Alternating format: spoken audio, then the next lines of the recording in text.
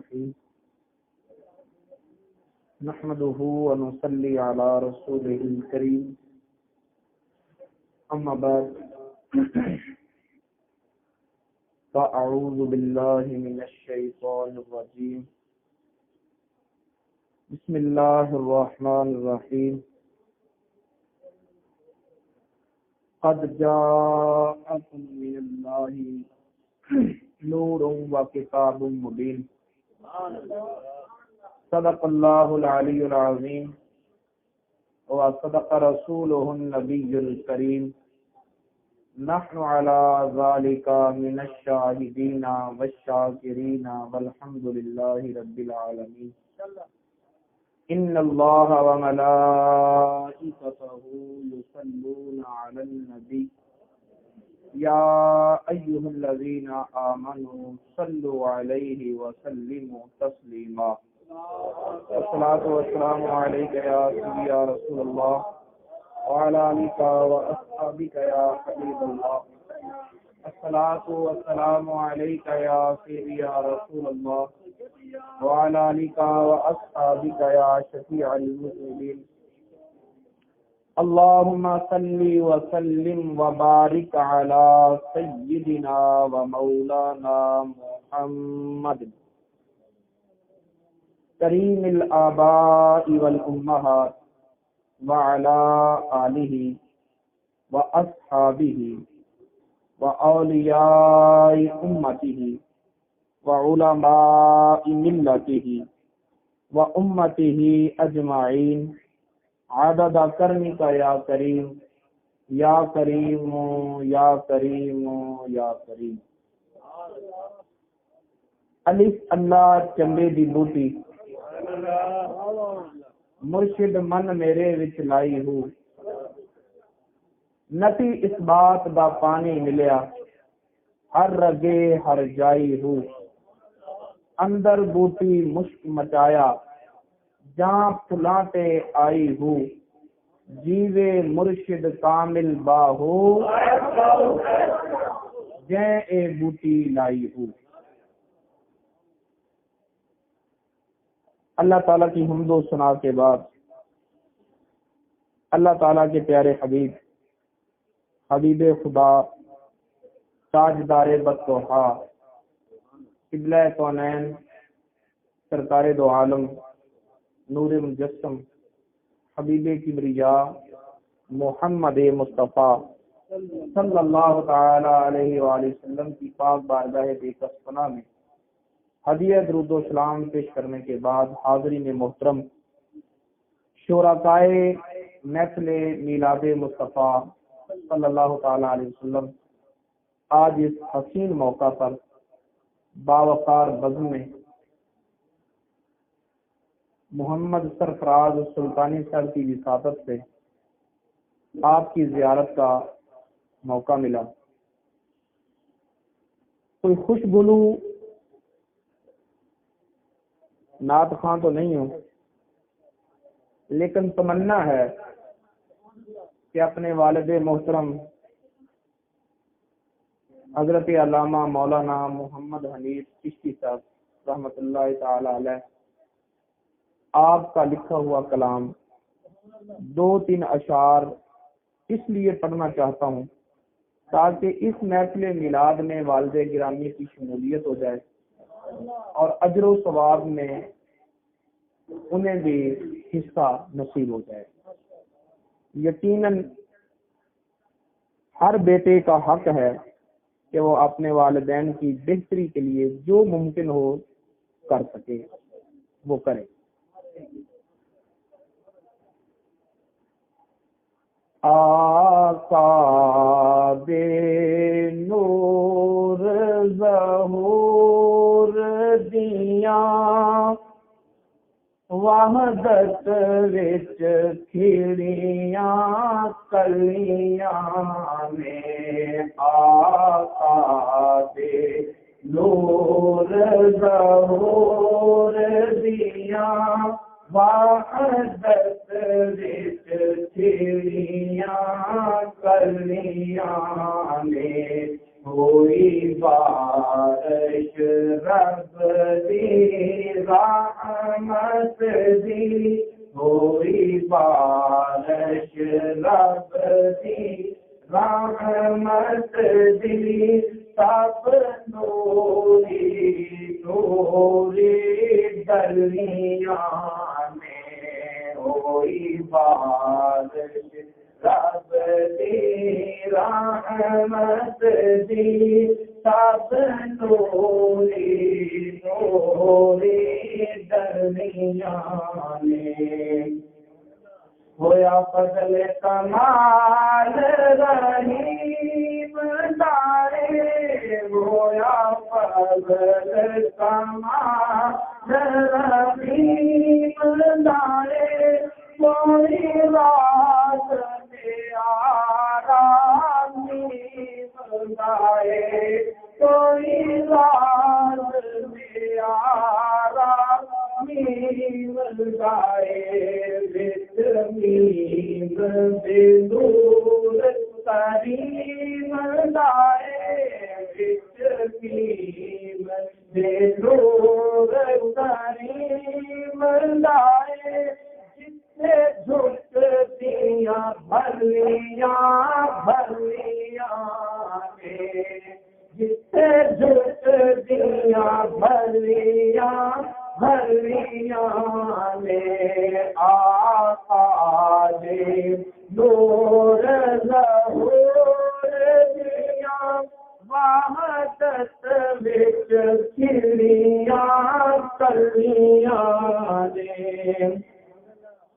ایک یار دے راز تمامی نے نوری جس دی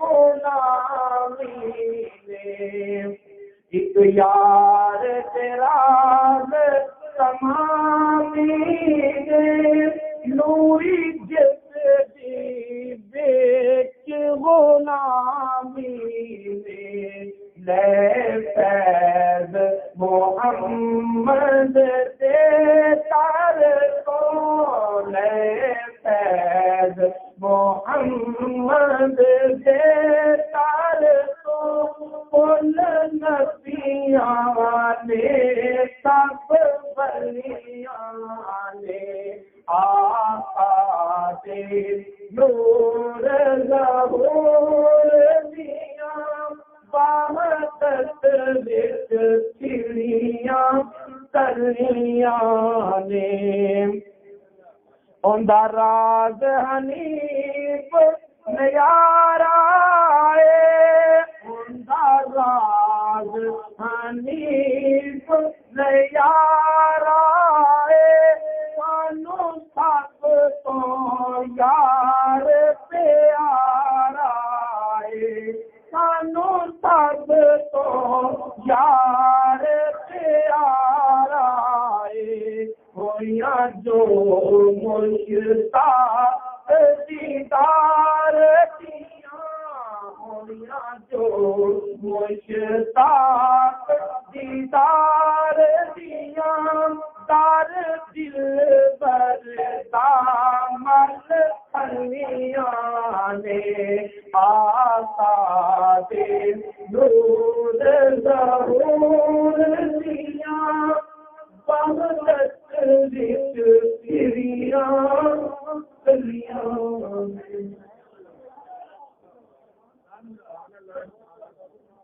حاضرین محترم،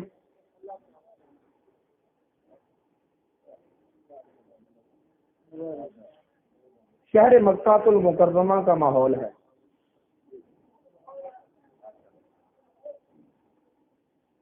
ہجرت کی رات ہے۔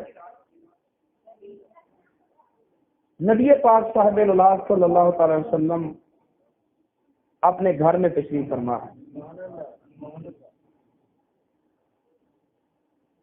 ادھر دار الندوہ میں ایک میٹنگ طے کرنے کے بعد ایک فیصلہ طے کرنے کے بعد مشرکین مکہ تمام قبائل میں سے ایک ایک فرد تلواروں کو سونت کر رسول اللہ صلی اللہ علیہ وسلم کے گھر کا محاصرہ کر کے کھڑا ہے۔ وہی رات ہے جب اللہ رب العزت نے محبوب کو حکم دیا کہ اے محبوب آج رات تو نے مکے سے مدینے کا سفر شروع کر دینا، آج رات مکے کو چھوڑ دیں، مدینہ کی طرف ہجرت فرما دیں۔ اب یہ کافر مشرک تلواریں سونت کر دروازے پہ کھڑے ہیں۔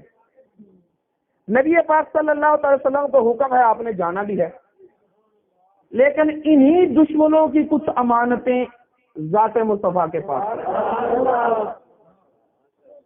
یہ جو جان کے دشمن ہیں، یہ جو خون کے پیاسے ہیں، ان کی امانتیں نبوت کے گھر میں ہیں۔ تو اب نبی پاک صلی اللہ علیہ وسلم نے ہمیں کیا کردار دیا؟ وہ جان لینے پہ تلے ہوئے ہیں اور ادھر حفاظت ہو رہی ہے۔ اپنی جان بچانے کے لیے ان کی امانتوں کو لاوارث نہیں چھوڑا، بلکہ تلاش کی، ایسے وجود کی تلاش کی، ایسی ہستی کی تلاش کہ جس کو یہ امانتیں سونپ دی جائیں وہ امین بھی ہو۔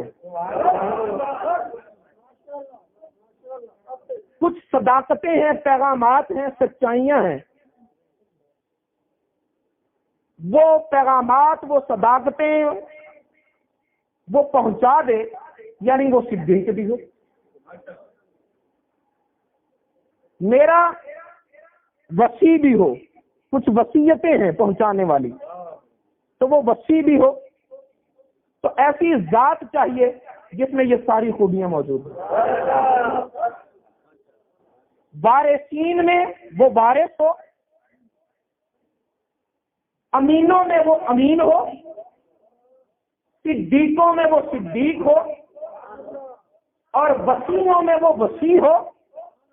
تو نبی پاک صلی اللہ علیہ وسلم نے ان تمام خوبیوں کو یکجا پایا اور حضرت علی کو اپنے بستر پہ سلا دیا، حضرت علی کو اپنے بستر پہ سلا دیا۔ لیکن کچھ ہمیں بھی سیکھنا ہے۔ ہم کہتے ہیں اس نے مجھے دھوکہ دیا، میں اسے دھوکہ دوں گا، اس نے مجھے دھوکہ دیا میں اسے، لیکن تیرے نبی نے کردار کیا دیا ہے؟ وہ جان لینے پہ تلے ہیں لیکن امانت میں خیانت نہیں کرتے۔ کملی والے محبوب نے فرمایا، مشکات شریف کی حدیث ہے، فرمایا جو تیرے ساتھ امانت داری کا رویہ اختیار کرے اس کے ساتھ تو بھی امانت داری کا رویہ اختیار کر، جو تیرے ساتھ خیانت کرے تو اس کے ساتھ خیانت نہ کر، اس کے ساتھ بھی امانت داری کا رویہ، اس کے ساتھ بھی امانت داری کردار یہ دیا ہے۔ اب علی ہیں بستر پہ سوئے ہوئے، ساری رات کفار کھڑے رہے، جھانک جھانک کر دیکھتے ہیں، ابھی بھی سوئے ہیں، تہجد کے لیے اٹھیں گے، ابھی بھی سوئے ہیں، تہجد کے لیے اٹھیں گے، ابھی بھی لیتے ہیں، تہجد کے لیے اٹھیں گے۔ مولا علی انہی میں پیدا ہوئے، انہی میں لڑکپن گزرا، انہی کے اندر چلتے پھرتے ہیں، انہی کے اندر اٹھتے بیٹھتے ہیں، لیکن آج پہچان نہ سکے کہ نبی سویا ہے یا علی سویا ہے۔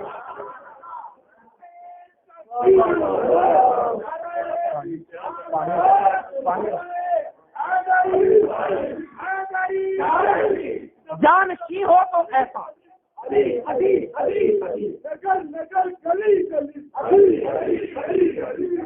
جانشین ہو تو ایسا، مرید ہو تو ایسا، کوئی مقتدی ہو تو ایسا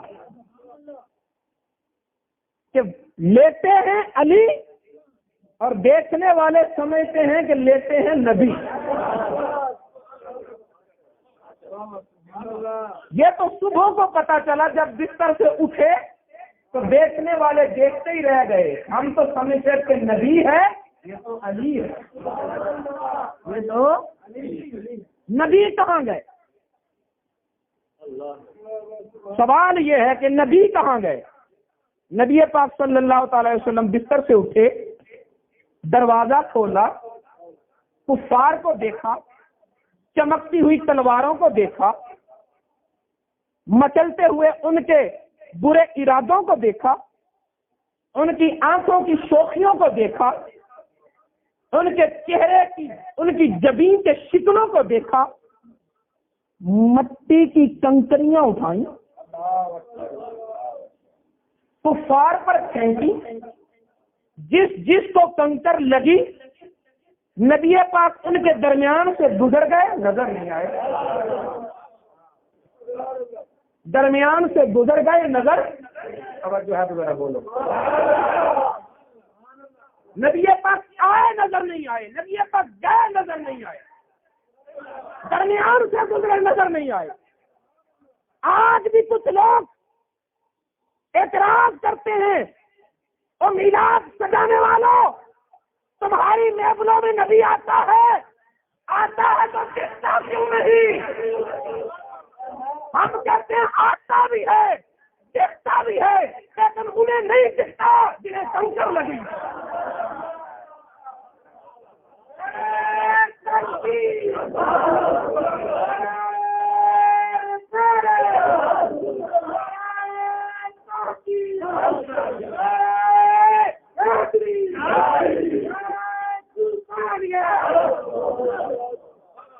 میلاد کی محفل میں ہمارا تو عقیدہ ہے کہ بے بندہ مٹ جائے نا آقا پہ، وہ بندہ کیا ہے، اور بے خبر ہو جو غلاموں سے وہ آقا کیا ہے. نبی آتے ہیں، نبی دکھتے ہیں. اگر تمہیں نہیں دکھتے تو پھر معلوم کرو کہیں کنکر تو نہیں لگ گیا.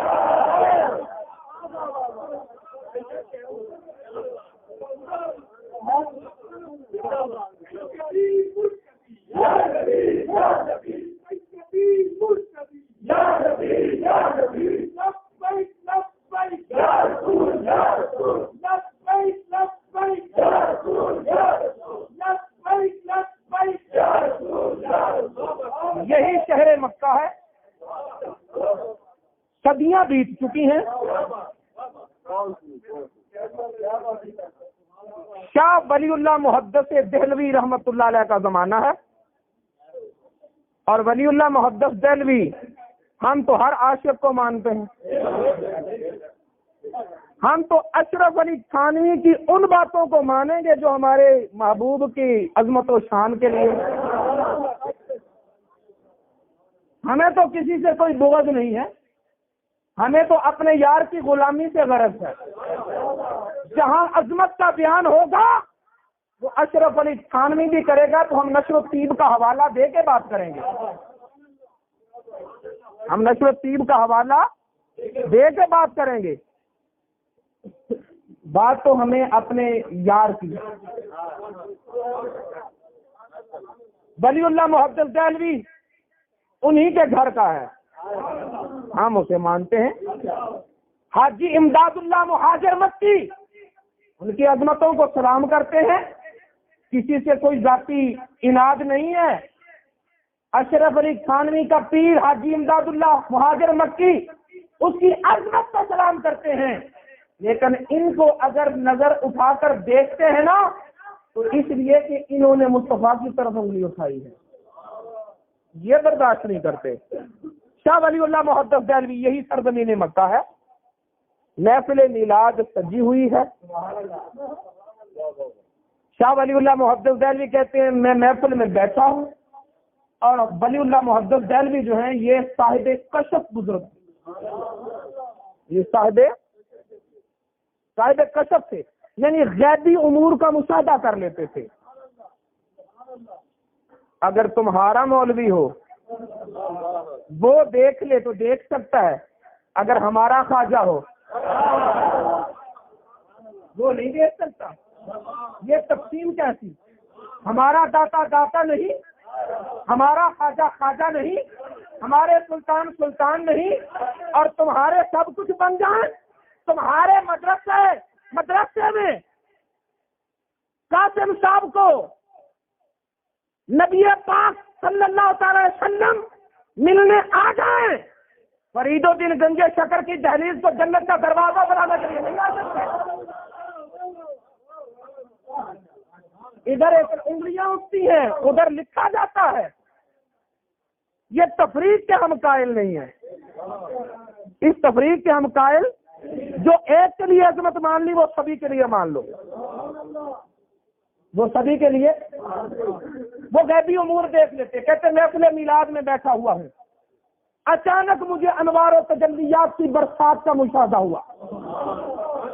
کہتے ہیں کہ اب میں یہ نہیں فیصلہ کر سکتا کہ وہ میں نے انوار جو دیکھے تھے وہ سر کی آنکھ سے دیکھے تھے کہ روح کی طاقت سے دیکھے.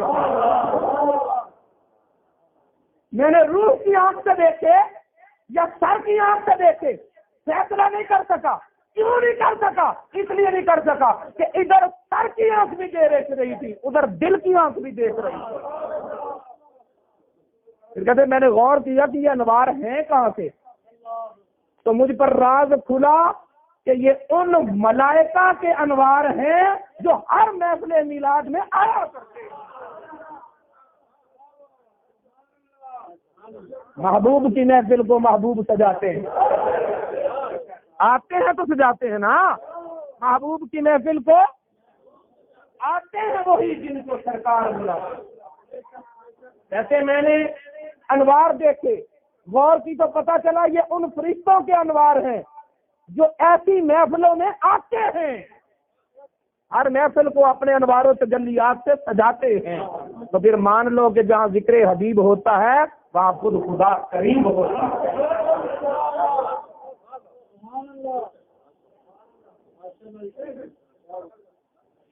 مصر کے یوسف بن علی بن زریق 20 سال گزر گئے، 20 سال گزر گئے محفل میلاد سجاتے سجاتے. پھر بیان کرتے ہیں کہ میں نے 20 سال قبل ایک خواب دیکھا تھا. میں نے اس خواب میں دیکھا کہ میں اور میرا ایمانی بھائی ابو بکر نجار دونوں رسول اللہ صلی اللہ علیہ وسلم کی بارگاہ میں ہیں. ابو بکر نجار نے کچھ باتیں کی، سرکار مدینہ نے ان کے جواب دیے، لیکن میں اس کلام کو سمجھ نہ سکا. میں اس کلام کو سمجھ نہ سکا. پھر نبی پاک صلی اللہ علیہ وسلم نے ایک چھڑی اٹھائی اور میری طرف اشارہ کر کے فرمایا کہ تجھے ضرور سزا دوں گا. ڈر کے اور عرض کی یا رسول اللہ کیوں؟ فرمایا اس لیے تاکہ آج کے بعد تو میری محفل کو ترک نہ کرے، تاکہ آج کے بعد تو میری محفل میلاد کو ترک نہ کرے. فرمایا 20 سال گزر گئے میں نے کبھی محفل میلاد کو ترک نہیں کیا، 20 سال سے محفل میلاد مناتا آ رہا.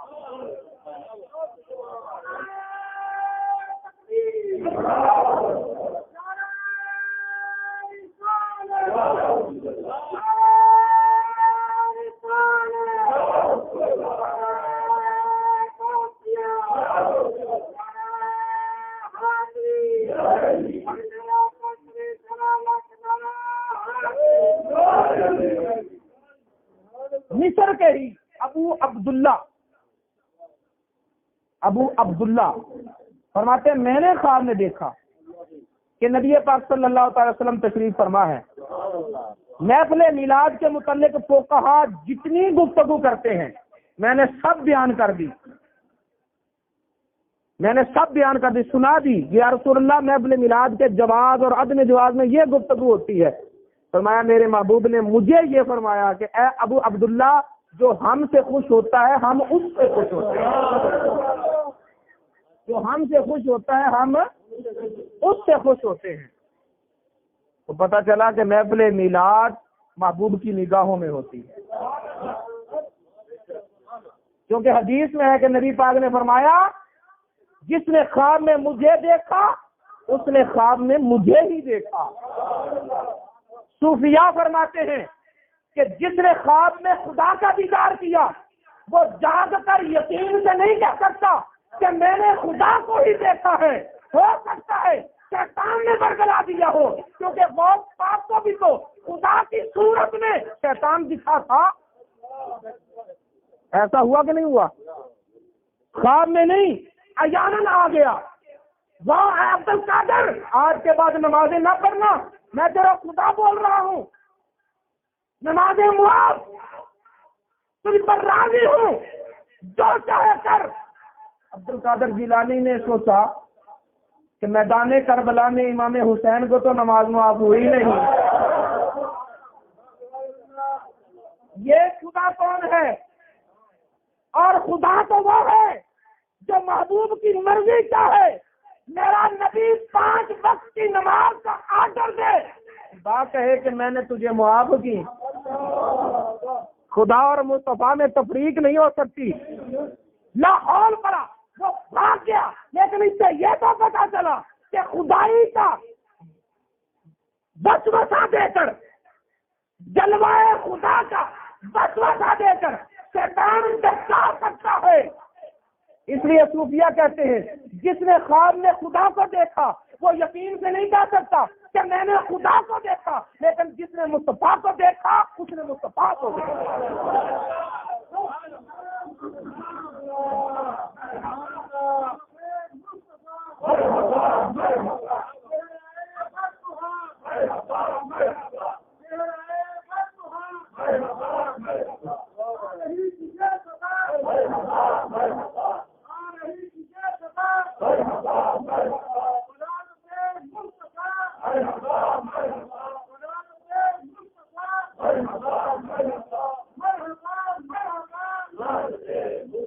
تو میرے دوستو، میرے محبوب تو خود مل کر میلاد منانے والوں کو میلاد منانے کی ترغیب دے رہے ہیں، میلاد منانے کی ترغیب دے رہے ہیں۔ اور نبی پاک صلی اللہ تعالی علیہ وسلم کی ظاہری حیات میں آپ کے چچا حضرت عباس رضی اللہ تعالیٰ عنہ نے خواب دیکھا۔ بخاری نے اس خواب کو ذکر کیا، امام بخاری نے اس خواب کو ذکر کیا۔ دیکھا ابو لہب کو، پوچھا کیا حال ہے، کئی بار کیا حال ہے؟ کہنے لگا کہ تم سے بچھڑ کر میں نے کوئی آسانی، سکھ اور چین نہیں پایا، مگر ایک ہے کہ جب پیر کا دن آتا ہے نا تو مجھے اس انگلی اور انگوٹھے کے درمیان سے ایک جام پلایا جاتا ہے جس جام سے میری شدت عذاب میں تخفیف ہو جاتی ہے۔ وجہ کیا تھی؟ بے اطاعتی توبہ، اس لیے کہ میں نے اس انگلی سے اشارہ کر کے صبیبہ کو آزاد کیا تھا۔ ابو لہب نے اپنی زندگی میں صرف صبیبہ کو آزاد کیا تھا، ساری زندگی میں کتنے غلام آزاد کیے، کتنی لونیاں آزاد کی، لیکن اجر صبیبہ کی آزادی پہ ملا۔ کیوں؟ اس لیے کہ صبیبہ کو آزاد کیا تھا ولادت مصطفیٰ کی خوشی میں، صبیبہ کو آزاد کیا تھا ولادت مصطفیٰ کی خوشی میں۔ اور فتنہ نجدیت کے بانی محمد بن عبد الوہاب نجدی، اس کا بیٹا عبداللہ بن محمد بن عبد الوہاب نجدی اپنے باپ کی کتاب کی شرح کرتے ہوئے لکھتا ہے، اسی حدیث کو ذکر کرنے کے بعد وہ لکھتا ہے، ارے اگر ایک کافر کو ولادت مصطفیٰ کی خوشی میں خرچ کرنے کا اجر ملتا ہے تو جس نے کلمہ نبی کا پڑھا ہو پھر اس کو کتنا اجر ملتا ہے؟ یہ بات ابن تیمیہ نے بھی کہی، یہ بات جلال الدین سیوطی نے بھی کہی، یہ بات دیگر مفسرین نے بھی کہی، لیکن یہ بات انہوں نے بھی کی جو آج میلاد پر فتوے لگا رہے ہیں، جو آج میلاد پر مولانا اشرف علی تھانوی صاحب، انہوں نے ایک کتاب لکھی نشر الطیب فی مولد حبیب، فی مولد محبوب کے میلاد میں خوشبوؤں کا پھیلانا، محبوب کے میلاد میں خوشبوؤں کا، یہ معنی بنتا ہے اس کتاب کا جو کتاب لکھی۔ اس کے مقدمے میں لکھا، شروع میں بالکل آغاز میں لکھا کہ میں نے یہ کتاب کیوں لکھی ہے۔ کہتے ہمارے علاقے میں وبا آ گئی، طاعون پھیل رہا ہے، لوگ دھڑا دھڑ مر رہے ہیں طاعون کی بیماری سے۔ اب میرے دل میں ڈر ہے کہ کہیں طاعون کی وبا میں میں بھی نہ چلا جاؤں، ہلاک نہ ہو جاؤں۔ پریشانی میں رات کی نیندیں اڑی ہوئی ہیں، دل میں وشواس ہے۔ پھر اچانک دل میں خیال آیا کہ اشرف علی وہ کام کیوں نہیں کرتے جو پریشانی کے دنوں میں محدثین کرتے ہیں۔ کہتے مجھے خیال آیا امام بصیری کا، انہیں فالج ہوا تھا، جب فالج ہوا تو انہوں نے مصطفیٰ کریم صلی اللہ علیہ وسلم کے معجزات کو لکھا۔ کملی والے محبوب نے خواب میں آ کر شفا بھی دی اور ردا بھی دی۔ کہتے مجھے خیال آیا کہ جب مصیبت بنتی ہے نا تو جو اسلاف امت ہیں وہ نبی کے معجزات کا ذکر کرتے ہیں۔ تو کہتے ہیں میں نے بھی قلم اٹھایا، لکھنا شروع کر دیا تاکہ طاعون سے بچا رہوں۔ اب اتنا لکھنے کے بعد پھر خود ہی اس بات پر حاشیہ کرتے ہیں، حاشیہ لکھتے ہیں نیچے، کہتے ہیں الحمدللہ اس رسالے کو لکھتے آج 7واں مہینہ ہے، پوری بستی میں طاعون کا مرض نہیں آیا، باقی ہر طرف طاعون۔ کہتے ہیں میں نے 7واں مہینہ ہے، ارد گرد کے تمام علاقوں میں یہ مرض پھیل گیا ہے، لیکن ہماری بستی میں یہ مرض نہیں آیا، اور میرا یقین ہے آئے گا بھی نہیں، کیونکہ یہاں مصطفیٰ کے میلاد کی کتاب لکھی جا رہی ہے۔ اگر ایک فرد اپنے حجرے میں بیٹھ کر مصطفیٰ کے میلاد پر لکھے، پوری بستی سے مصیبتیں ٹل جائیں، تو جہاں اتنے نوجوان مل کر محبوب کے میلاد کی محفل سجائیں، پھر کیسے امن نہیں قائم ہوگا۔ آج لوگ یہ باتیں کر رہے ہیں کہ میلاد پر ذرا سنبھل کے، جلوس ذرا محتاط طریقے سے، دہشت گردی ہو رہی ہے، کہیں نقصان نہ ہو جائے۔ ارے اپنے اسلاف کی کتابیں نکالو، تمہارے بڑوں نے یہی درس دیا ہے کہ جب قوم پر خطرہ آ جائے میلاد چھوڑا نہیں کرتے بلکہ زیادہ کرتے ہیں۔ خطرات سے بچنا ہے تو میلاد کو چھوڑو نہیں بلکہ زیادہ کرو۔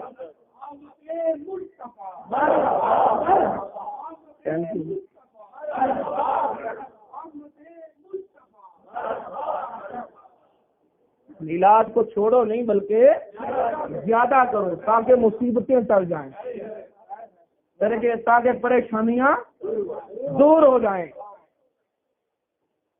نبی پاک صلی اللہ تعالی وسلم آپ کی ولادت کا تذکرہ کرتے ہیں، تو محفل میلاد سجاتے ہیں تو پھر ہمارے پاس کوئی ثبوت بھی تو ہونا چاہیے نا۔ تو اس سلسلے میں یہ آپ کو تمہید باندھ کر دی، یہ باتیں آپ نے یاد رکھنی ہیں تاکہ جو لوگ محفل میلاد پر زبان درازی کریں پھر آپ خاموش نہ رہیں۔ بولیں گے؟ بولیے۔ لڑنا، جھگڑنا، امن عامہ کو برباد کرنا، امن کو برقرار رکھنا ہے اور اپنے عقیدے کا پرچار کرنا ہے، اپنے عقیدے کا۔ اللہ رب العزت ارشاد فرماتا ہے قد جاءکم، تمہارے پاس آیا، تحقیق تمہارے پاس من اللہ ہے، اللہ کی طرف سے، نور نور و کتاب مبین، اور روشن کتاب تمہارے پاس آیا۔ کیا فرمایا؟ بول دو بول دو۔ تم میں بنا نہیں، میں نے بنایا نہیں، فرمایا تمہارے پاس آیا، آپ اس محفل میں آئے، یہ آنے کا لفظ کس طرح بولا جاتا ہے؟ اس لفظ کے استعمال کی تعریف آپ کو بتانا چاہوں، توجہ ہے تو ذرا پیار سے بولو۔ میں اس محفل میں آیا، آپ اس محفل میں آئے، اس کا مطلب کیا ہے کہ یہاں آنے سے پہلے کہیں تھے؟ اگر کہیں بھی نہ ہوتے تو پھر یہ نہ کہا جاتا کہ آئے، پھر یہ نہ کہا جاتا کہ آئے، پھر کہا جاتا کہ یہاں سے بنے۔ کہا تم میں سے بنے نہیں، تمہارے پاس آئے۔ قد جاءکم، تمہارے پاس آیا۔ کہاں سے؟ من اللہ ہے، اللہ کی طرف سے آیا تمہارے پاس۔ نورن، نور آیا۔ کون آیا؟ تمہارے پاس آیا۔ کوئی بھی انسان ہو، اس کی تخلیق کے بنیادی دو جوہر ہیں، ایک جوہر لطیف نوری جسے روح کہا جاتا ہے، ایک جوہر کثیف خاصی جسے بشر کہا جاتا ہے۔ اب میں آپ کے ذوق کو دیکھتے ہوئے، اگر یہ بات آپ نے سمجھ لی تو پھر اس بات کو ختم کر دیں گے، ٹھیک ہے؟ یہی بات سمجھ میں آ جائے تو بڑی ہے۔ ہر انسان کی تخلیق دو نوروں سے ہوئی، دو جوہروں سے ہوئی، ایک جوہر لطیف نوری روح، ایک جوہر کثیف خاصی بشر۔ بشریت اور نورانیت ملتی ہے تو انسان بنتا ہے۔ تم کہتے ہو نبی نور نہیں ہے، حقیقت تو یہ کہتی ہے کہ ہر بشر میں ہی ایک نور ہے۔ انسان تب تک انسان ہی نہیں بنتا جب تک کہ اس میں نور نہ آئے۔ جب یہ نور نکل جائے تو پھر اسے میت کہتے ہیں، انسان تو کہتے ہی نہیں ہے۔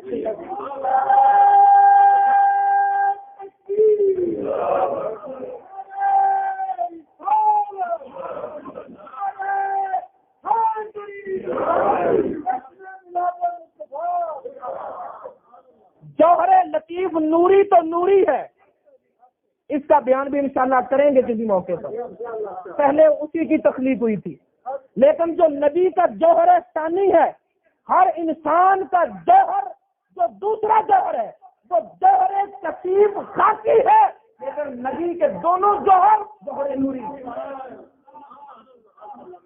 نبی کے دونوں جوہر نوری ہیں۔ دیکھیے اللہ رب العزت نے زمین کو پیدا کیا، زمین کہاں سے پیدا ہوئی وہ بھی حدیث جابر سے پتہ چلتا ہے کہ وہ بھی نور مصطفیٰ سے بنی ہے۔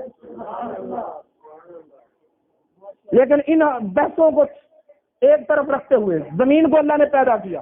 قرآن کہتا ہے ثم استوى الى السماء، زمین کو پیدا کرنے کے بعد اللہ تعالی آسمان کی طرف ارادہ فرمایا، وَهِيَ دُخَانٌ، اور آسمان کی ابتدا یہ تھی کہ وہ دھواں تھا، دھواں۔ فَقَالَ لَهَا وَلِلْأَرْضِ، اللہ تعالیٰ نے آسمان اور زمین دونوں کو کہا ائتیا، میری بات مانو، طوعاً او کرہاً، خوشی خوشی مان لو تو فابہا، مجبوراً ماننی پڑے گی۔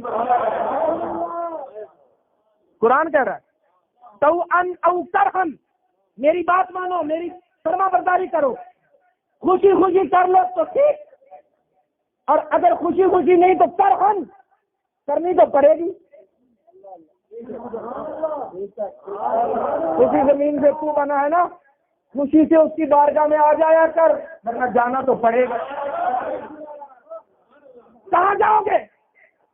بچپن غفلت میں گزرا، لڑکپن غفلت میں گزرا، جوانی غفلت میں گزری، بڑھاپا بھی تاش کی نظر ہو گیا، نسل میں آپ بھی نہیں آتا، تو پھر کدھر جاؤ گے؟ جب مرو گے قبر میں جاؤ گے، کہاں ہوگا؟ ثم الیہ ترجعون، اسی کی طرف جانا پڑے گا۔ اگر خود چل کر آ جاؤ تو ٹھیک، ورنہ پھر آ جائیں گے لے جانے والے۔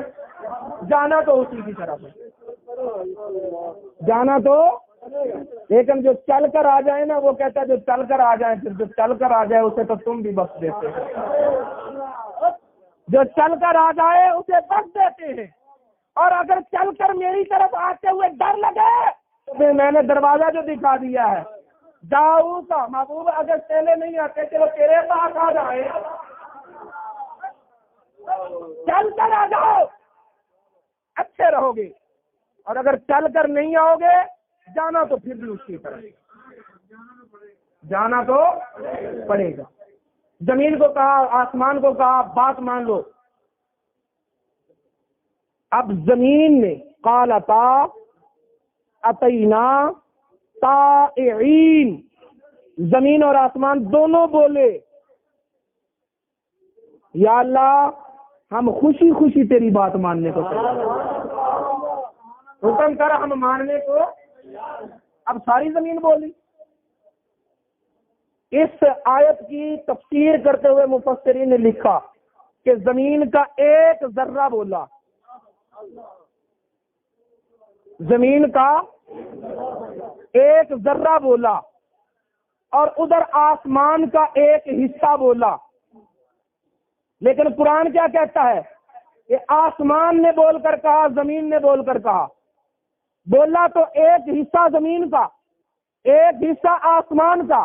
قرآن کہتا ہے سارا آسمان بولا، ساری زمین بولی، کیونکہ وہ حصہ جو بولا وہ آسمان کے باقی سارے حصوں کا امام تھا، جو حصہ زمین کا بولا وہ پوری زمین کے باقی حصوں کا امام تھا۔ جب امام بولا تو قرآن نے کہا کہ سارے ہی بولے، یہی سے ہمیں حنفیوں کو مسئلہ مل گیا، ارے جب امام نے فاتحہ پڑھ لی تو سارے مقتدیوں نے پڑھ لی۔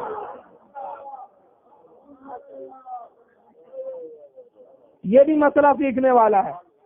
امام کے پیچھے سورہ فاتحہ نہیں پڑھتے، امام کے پیچھے سورہ فاتحہ، کیونکہ امام جو ہے سرکار مدینہ نے فرمایا من کان لہ امام فقراءۃ الامام لہ قراءۃ، جس نے امام کے پیچھے نماز پڑھی تو امام کا قرآن پڑھنا اسی کا قرآن پڑھنا ہے، امام کا قرآن پڑھنا۔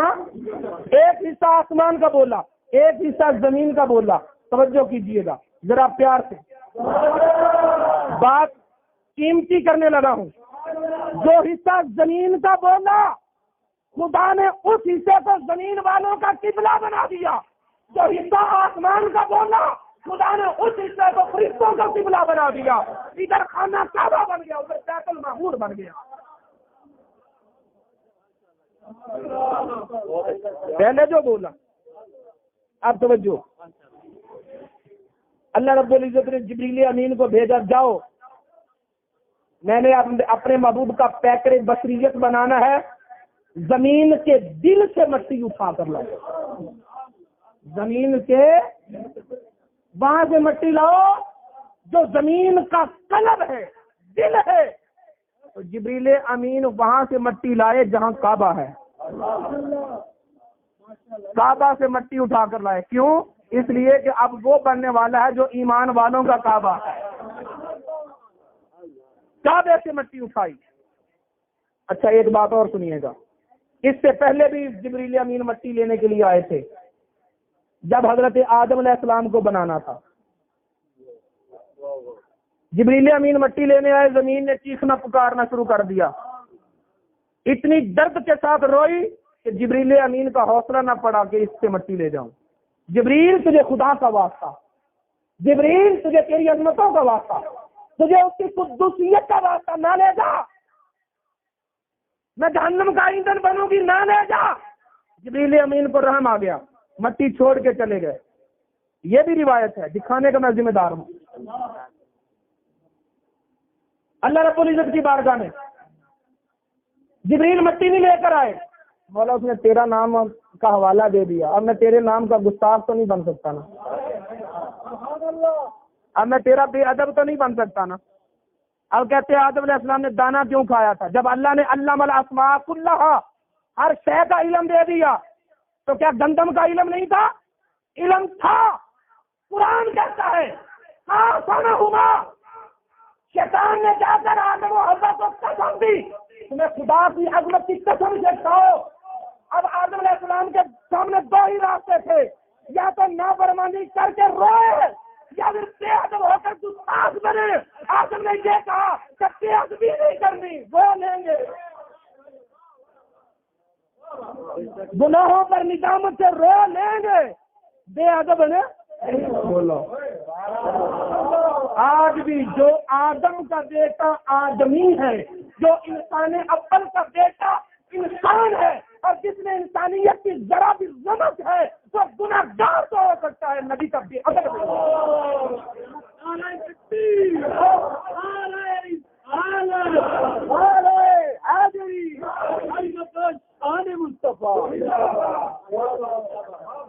جبریل مٹی نہیں لائے، عرض کی مولا اس نے تیرے نام کا واسطہ دیا، بے ادب نہیں ہو سکتا. میکائیل تو جا مٹی لے کر آ. میکائیل آئے، زمین نے پھر چیخنا چلانا شور کرنا واسطے دینے شروع کر دیے. میکائیل بھی رک گئے، واپس چلے گئے، یا اللہ مٹی نہیں لا سکا. حضرت اسرافیل علیہ السلام کو حکم دیا جاؤ مٹی لے کر آؤ. زمین پر آئے، مٹی لینے لگے، زمین نے چیخنا چلانا شروع کر دیا، چھوڑ کے چلے گئے. اللہ رب العزت نے حضرت اسرائیل علیہ السلام کو بھیجا. انہوں نے نہ زمین کی چیخ سنی، نہ پکار سنی، نہ آہ سنی، نہ نالا سنا، کچھ نہ سنا. کہا تو چیختی ہے چیخ، چلاتی ہے چلا، جو کرنا ہے کر لے، میں نے مٹی لے کے جانا. جب وہ لے گئے اللہ تعالیٰ نے فرمایا اسرائیل روحیں قبض کرنے کی ڈیوٹی بھی تیری ہے، کیونکہ رحم دل یہ کام نہیں کر سکیں گے. جن کی توجہ مخلوق کی طرف ہو جائے گی وہ یہ کام نہیں کر سکیں گے، جن کی توجہ میرے حکم کی طرف رہے گی وہ کر سکیں گے. جبرائیل تو بڑا مؤدب ہے، تو نے میرے نام کا ادب کیا، تو نبیوں کے پاس تو ہی جائے گا، کیونکہ اس بارگاہ میں جانا ادب والوں کا کام ہے. اس بارگاہ میں جانا ادب والوں کا کام ہے. جبریل امین آئے مٹی لینے کے لیے، زمین چیخی چلائی، نہ لے جا سکے. اب آئے، کوئی نالا نہیں، کوئی پکار نہیں، بلکہ خوشی خوشی پیش کی. جبریل امین لے کے چلے گئے، تب نہ لے جا سکے کیونکہ روتی تھی، اب لے گئے کیونکہ روئی نہیں. وجہ کیا ہے؟ پہلے بننا تھا دوسرے انسانوں کو، آج بننا ہے اس کو جس کی وجہ سے ساری کائنات بن گئی. زمین کے قلب سے مٹی اٹھا کے لاؤ. لے آئے، فرمایا اب یہ مٹی گوندی کہاں سے جائے گی؟ جب آدم علیہ السلام کی مٹی گوندی گئی، 40 دن بارش برسائی، 39 دن بارش ہوئی رنج و غم کی، 1 دن بارش ہوئی خوشی اور فرحت اور مسرت کی. یہی وجہ ہے کہ انسان کی زندگی میں غم زیادہ اور خوشیاں کم ہوتی ہیں. اس کی فطرت میں قرآن کہتا ہے لقد خلقنا الانسان فی کبد، ہم نے انسان کو درد جگر میں پیدا کیا. فطرتی طور پر یہ درد میں ہے، غم میں ہے، آلام میں ہے، مصائب میں ہے. جب ادھر آدم کی مٹی گوندی گئی تو 40 دن تک بارش برسائی، اور اب جب مٹی گوندنے لگے تو جبریل جنت کے چشمہ تسنیم سے پانی لے کر آ. یہاں زمین کی بارش نہیں چلے گی، جنت کے چشمہ تسنیم کے پانی سے مٹی کو گوندا گیا، پھر جنت کی ہر لہر میں اسے غسل دیا گیا. فرماتے ہیں جب اتنے غسل آ گئے تو اب وہ جوہر جو تھا اب وہ اتنا نوری تھا کہ جنت کے نوری ماحول میں بھی اس کی چمک دمک سے لشکارے پڑتے تھے. اب کہا جبریل اس میرے پیارے جوہر کو اٹھا اور میرے عرش کے گرد گھما، آسمانوں میں چکر لگا، میری کائنات کو دکھا. اب اس روایت کے آخری لفظ یہ ہیں کہ اللہ رب العزت نے ابھی آدم علیہ السلام کا پیدا بھی نہیں کیا تھا کہ فرشتے مصطفیٰ کا تعارف پا چکے تھے. آدم علیہ السلام کو بھی پیدا بھی نہیں کیا اور فرشتے تعارف پا چکے ہیں. یہی وجہ ہے کہ آدم علیہ السلام نے جب پہلی آنکھ کھولی تھی تو انہیں عرش کی چوٹی پر لکھا ہوا محمد الرسول اللہ نظر آیا. محمد الرسول اللہ نظر آیا صلی اللہ علیہ وسلم. یہ بنا نبی پاک صلی اللہ علیہ وسلم کا جوہر لطیف بشر. جوہر لطیف بشری.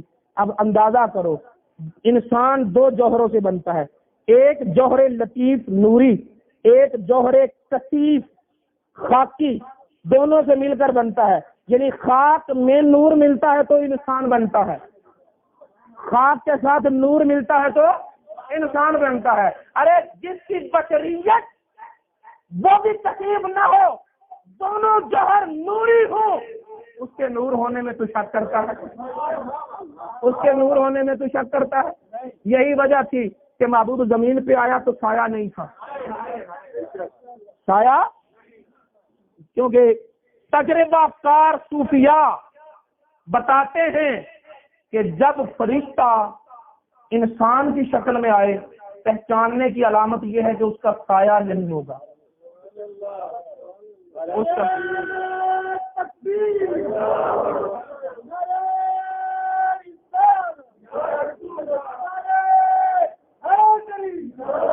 جب فرشتہ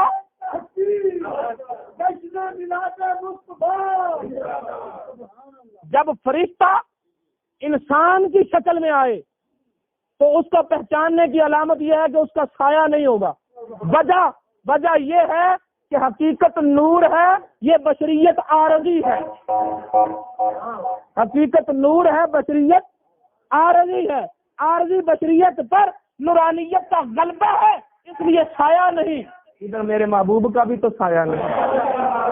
پتا چلا کہ حقیقت نور ہے, بشریت عارضی ہے. حقیقت نور ہے, بشریت عارضی ہے. اب باتیں تو بہت یاد آ رہی ہیں لیکن اس بات پر اینڈ بھی کرنا ہے. اب موقع آیا آدم علیہ السلام کو تخلیق کیا, اس میں روح ڈالنے کا. حضرت امیر خسرو رحمت اللہ تعالی علیہ جو کہ مرید خاص ہیں حضرت خواجہ نظام الدین محبوب الہی رحمت اللہ علیہ کے, اور وہ خواجہ نظام الدین محبوب الہی جو مرید خاص ہیں حضرت فرید الدین گنج شکر کے, اور وہ فرید الدین گنج شکر رحمت اللہ علیہ کہ جن کا چلہ پورا ہوا تو پیر بھی اٹھانے آئے, پیر کے پیر بھی اٹھانے آئے. خواجہ معین الدین چشتی اجمیری اور خواجہ قطب الدین بختیار کاکی دونوں نے بیک وقت توجہ دے کر نوازا, اور خواجہ اجمیر نے فرمایا قطب الدین تو نے اس شاہین کو شکار کیا ہے جس کی پرواز عرش سے اوپر ہوگی, نیچے نہیں ہوگی. وہ فرید الدین گنج شکر کہ جو ایک مرتبہ کسی سے وضو کر لیں تو پھر کہے کہ مجھے وضو کروانے والی لونڈی اگرچہ باجدید بستانی کی, اگرچہ حضرت زکریا ملتانی کی ہو, وہاں سالوں خدمت کی, لیکن پھر بھی پیشانی پر لکھا ہے دوزخی ہے. میرے فرید نے ایک وضو کیا, عرض کی مولا اب دوزخ میں نہیں جائے گی. اسی رات بہادر زکریا ملتانی مسلح میں پڑ گئے. عرض کی مولا میں 12 سال سے دعا کر رہا ہوں, میری خادمہ ہے, اسے بخش دے. میری مان کر بخشا نہیں. فرید نے ایک مرتبہ وضو کروایا تو انہیں بخش دیا. رب تعالیٰ نے الہام کیا. بہادر زکریا ملتانی 40 سال فرید نے وہ کیا جو میں نے چاہا, اب میں وہی کرتا ہوں جو فرید کا.